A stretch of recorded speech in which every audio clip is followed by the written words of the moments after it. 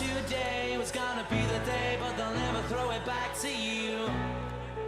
By now you should have... Fala pessoal, belezinha? Pessoal, vamos para a nossa terceira parte então do nosso estudo sobre movimento circular uniforme.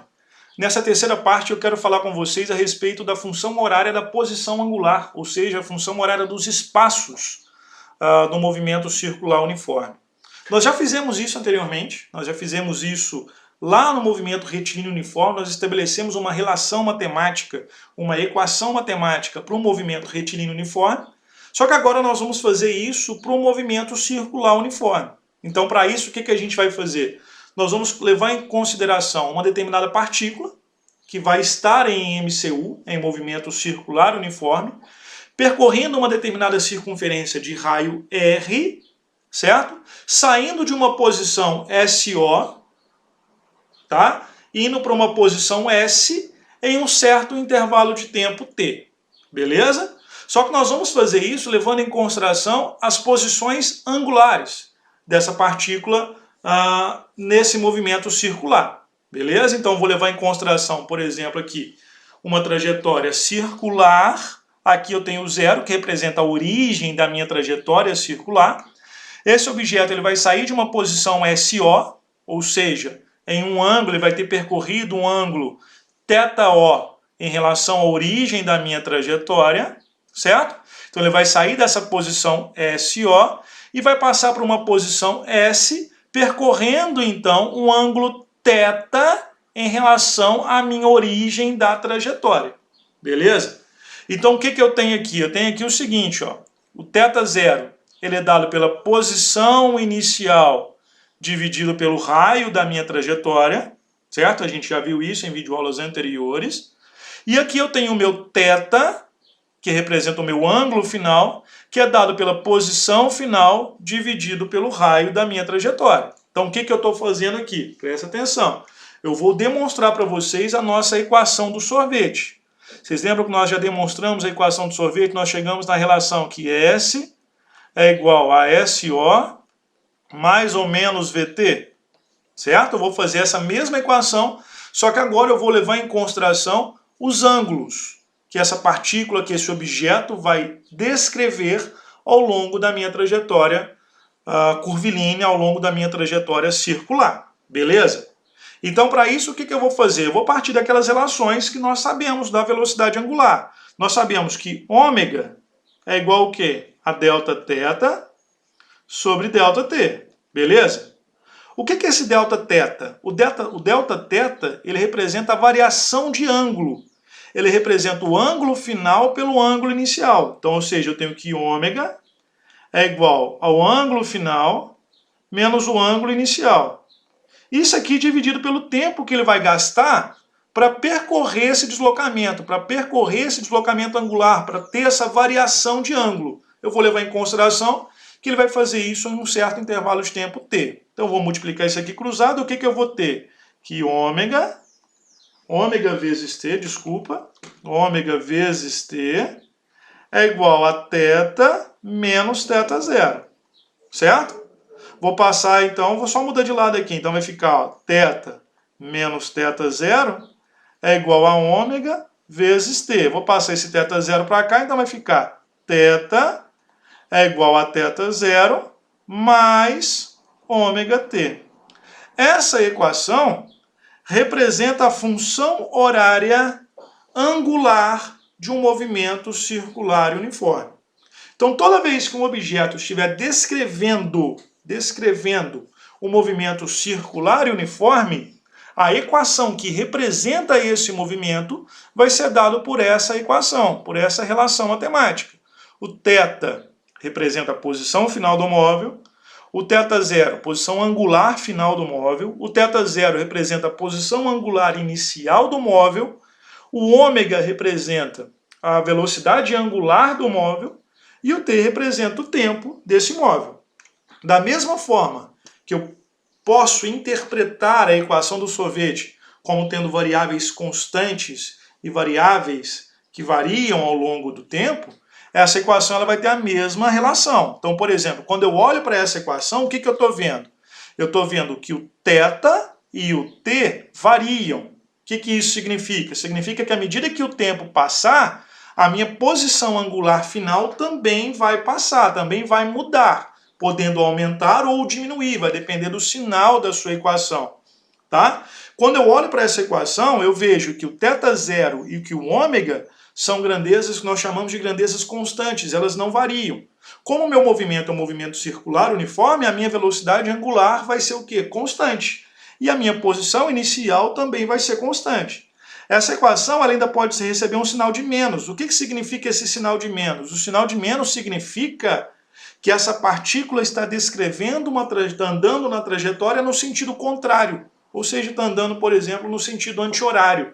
Se você estabeleceu no sentido horário como sendo positivo, certo? Então o sinal de mais indica que essa partícula, que esse objeto está andando a favor da orientação da trajetória, e o sinal de menos indica que esse objeto está andando contra a orientação da trajetória. Presta atenção numa coisa. Para toda relação linear, para toda relação tangencial, para toda relação escalar, eu vou ter uma relação angular, certo? E vocês não podem esquecer disso, tá? Então, ou seja, para a função horária, para a equação do movimento retilíneo uniforme, eu tenho uma equação correspondente, que é a equação da posição angular no movimento circular uniforme. Para a velocidade linear, eu tenho uma velocidade angular. Sempre eu vou ter uma relação, uma correspondência. Beleza? Pessoal, para a gente fechar a nossa terceira parte dessa videoaula sobre movimento circular uniforme, vamos falar aqui então sobre a aceleração no movimento circular uniforme. Tá? Então, ou seja, presta atenção. Deis, mas no movimento uniforme a gente não tem aceleração. Verdade. No movimento retilíneo uniforme, a aceleração é igual a zero. Mas no movimento circular uniforme, o objeto possui aceleração. Ele possui uma aceleração que é o que nós chamamos de aceleração centrípeta. E é o que nós vamos falar sobre ela agora. Então presta atenção. No movimento circular uniforme, a velocidade do móvel é constante e diferente de zero. Certo? Beleza? Mas à medida que esse objeto está percorrendo a trajetória, o que está acontecendo com a direção da velocidade? Ela está mudando. Beleza? O que faz com que esse objeto mude a sua direção? O que faz com que esse objeto mude a direção da sua velocidade? O que faz com que esse objeto mude a direção da sua velocidade é uma aceleração que nós chamamos de aceleração centrípeta. Beleza? Então, no movimento circular uniforme, nós vamos ter na verdade, o movimento ele possui uma aceleração que é o que nós chamamos de aceleração vetorial. Essa aceleração vetorial ela pode ser decomposta em uma aceleração tangencial e uma aceleração centrípeta, conforme a gente já viu em videoaulas anteriores. Beleza? No movimento retilíneo e uniforme, a aceleração vetorial ela é igual a zero. O que isso significa? Significa que esse objeto não tem aceleração tangencial e também não tem aceleração centrípeta. Quando eu vou para o movimento circular e uniforme, o que acontece? O objeto ele não tem aceleração tangencial, porque a minha velocidade tangencial é constante diferente de zero. Isso faz com que a aceleração tangencial seja igual a zero, beleza? Por isso é que o módulo da velocidade não varia, por isso que a velocidade do móvel permanece sempre constante e diferente de zero. Mas esse objeto possui uma outra aceleração, que é a aceleração centrípeta. O que é a aceleração centrípeta? A aceleração centrípeta é a aceleração responsável por fazer com que esse objeto mude a sua direção. A aceleração centrípeta é a responsável por fazer com que esse objeto descreva uma trajetória circular. E é em cima dela que nós vamos fazer todos os nossos estudos relacionados ao movimento circular e uniforme. Beleza? Então, ou seja, no movimento circular uniforme, esse objeto ele possui somente uma aceleração, que corresponde a uma componente da aceleração vetorial. Então, a gente pode dizer o seguinte, que a aceleração vetorial coincide com a aceleração centrípeta.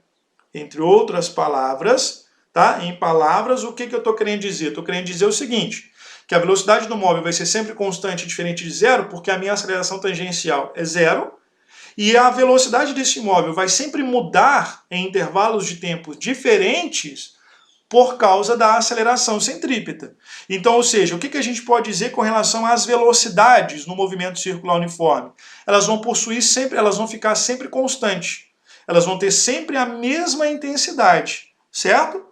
E a mesma coisa vai acontecer com a aceleração centrípeta. A aceleração centrípeta ela vai ser sempre o quê? Constante e diferente de zero. Porque ela é que é responsável por fazer com que o objeto mude a sua direção. Beleza? Então a minha aceleração centrípeta ela pode ser descrita por uma equação. A aceleração centrípeta, que nós vamos chamar de AC, ela é igual a V ao quadrado dividido por R.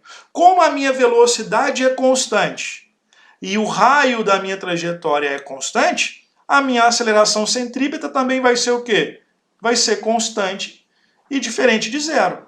Tá? Aqui eu tenho a minha equação da aceleração centrípeta descrita em termos da minha velocidade linear.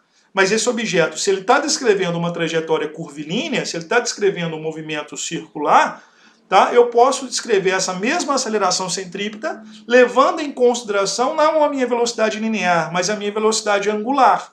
Então como que eu vou fazer isso? O que é o V? Nós sabemos que o V ele é dado por quem? Que V ele é igual a ômega vezes R, correto? Então essa aceleração centrípeta ela pode ser escrita como sendo o quê? A aceleração centrípeta é igual a ômega ao quadrado vezes R ao quadrado, dividido por R. Corto o quadrado com R, então eu vou ter que a aceleração centrípeta também pode ser o quê? Ômega ao quadrado vezes R.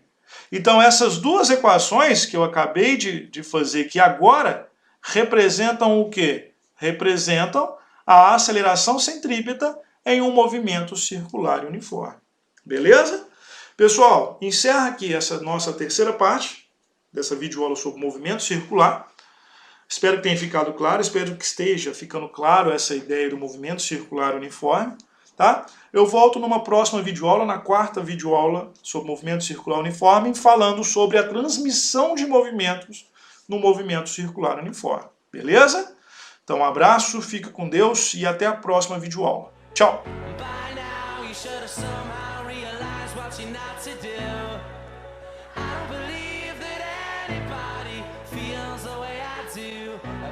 Now